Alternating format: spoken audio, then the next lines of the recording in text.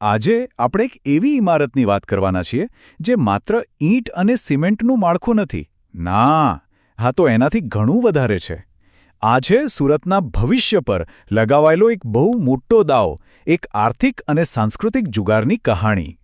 એક આંકડો છે 71 લાખ. જી હા, 71 લાખ ચોરસ ફૂટ. આ કોઈ નાની સૂની જગ્યાની વાત નથી થઈ રહી. આ આંકડો જ બતાવી દે છે કે જે પ્રોજેક્ટની આપણે વાત કરી રહ્યા છીએ એ કેટલો વિશાળ અને કેટલી મોટી મહત્વાકાંક્ષાથી ભરેલો છે.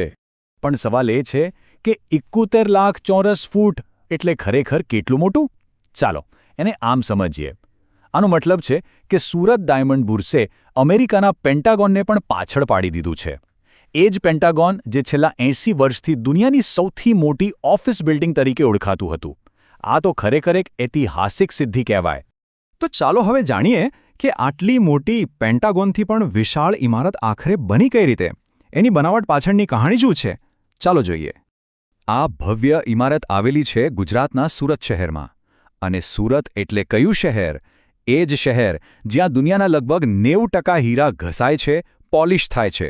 અને આ જે 9 ટાવર દેખાય છે એ ખાલી ટાવર નથી, એ તો સુરતની વૈશ્વિક ઓળખનું હીરા ઉદ્યોગના કેન્દ્ર હોવાનું જીવંત પ્રતીક છે. હવે જરા આંકડા ઉપર નજર કરીએ. ખર્ચ પૂરા 3200 કરોડ રૂપિયા, 15 માળ ઊંચા, એક બે નહીં પણ 9 ટાવર્સ અને અંદર 4200 ઓફિસો. આ ખાલી આંકડા નથી, આ તો આ પ્રોજેક્ટ પાછળ જે સપનું છે, જે જબરદસ્ત મોટી ઈચ્છાશક્તિ છે, એનો પુરાવો છે. પણ સવાલ એ થાય કે આટલી મોટી ઇમારત બનાવવાની જરૂર શું પડી? આની પાછળનો અસલી હેતુ શું છે? ચાલો હવે એને સમજીએ. જુઓ, આ જે ડાયમંડ બુર્સ છે ને, એ કોઈ એકલો અટુલો પ્રોજેક્ટ નથી. હકીકતમાં આ તો એક બહુ જ મોટી યોજનાનો હિસ્સો છે. આ યોજનાનું નામ છે ડ્રીમ સિટી, એટલે કે diamond research and mercantile city. અને આ બુર્સ એનો સેન્ટર પોઈન્ટ, એનું હૃદય છે. એટલે કે આ બુર્સ ફક્ત એક બિલ્ડિંગ નથી, પણ આખા વિસ્તાર માટે તૈયાર થયેલા એક મોટો આર્થિક માસ્ટર પ્લાનનો સૌથી મહત્વનો ભાગ છે. અને આ કોઈ ટૂંકા ગાળાની વાત નથી.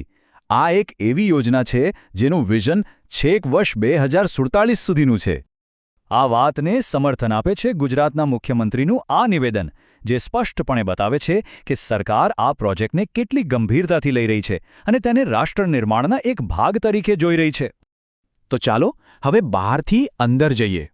આ ચમકતી ઇમારતની દિવાલોની પાછળ આખરે થાય શું છે? ત્યાં કેવું જટિલ, કેવું રિસ્કવાળું કામ ચાલે છે? ચાલો એની અંદર એક ડોક્યુ કરીએ. પણ એ સમજતા પહેલાં એ જાણવું ખૂબ જરૂરી છે કે વૈશ્વિક હીરા બજારમાં સુરતનું સ્થાન શું છે. અને એ સ્થાન બહુ મોટું છે. દુનિયામાં જેટલા પણ હીરા પોલિશ થાય છે, એમાંથી 75% હીરા આપણા સુરતમાં જ તૈયાર થાય છે. તો એક કાચો હીરો, એક ચમકતું રત્ન બને કેવી રીતે? એની પ્રોસેસ બહુ જ રસપ્રદ છે. સૌથી પહેલાં દરેક કાચા હીરાને એક યુનિક કમ્પ્યુટર આઈડી અપાય છે. પછી 3D મેપિંગ મશીનો એનો એકદમ પરફેક્ટ કટિંગ પ્લાન બનાવે છે. એના પછી હાઈટેક લેઝરથી એને કાપવામાં આવે છે. પછી આવે છે કારીગરોનો વારો, જે એના પર પહેલું પાડે છે, એને પોલિશ કરે છે. પણ વાત અહીં પૂરી નથી થતી. આ પછી એ હીરો 17 અલગ-અલગ ક્વોલિટી ચેકમાંથી પસાર થાય છે. અને જે એકદમ બેસ્ટ હીરા હોય ને, એના પર એક માઇક્રોસ્કોપિક નિશાન પણ કરવામાં આવે છે. અને આજ તો સુરતના હીરા ઉદ્યોગની સાચી તાકાત છે. એક તરફ છે અત્યાધુનિક ટેકનોલોજી, બેલ્જિયમથી આવેલા 3D મેપિંગ મશીન, એકદમ ચોકસાઈથી કામ કરતા લેઝર કટર. અને બીજી તરફ છે માણસની કળા, વર્ષોનો અનુભવ ધરાવતા કારીગરો અને રત્નશાસ્ત્રીઓની પારખું નજર. આ બંનેનું જે મિશ્રણ છે ને, એ જ અદ્ભુત છે. પણ દરેક ચમકતી વસ્તુ સોનું નથી હોતી. આટલી ભવ્યતા અને સપનાઓની વચ્ચે એક વાસ્તવિકતા પણ છે. હવે આપણે આ કહાણીના એ પડાવ પર આવી ગયા છીએ જ્યાં મોટા મોટા સપનાઓ કડવી હકીકત સાથે ટકરાય છે. એક સવાલ જે બધાના મનમાં છે: if you build it, will they come?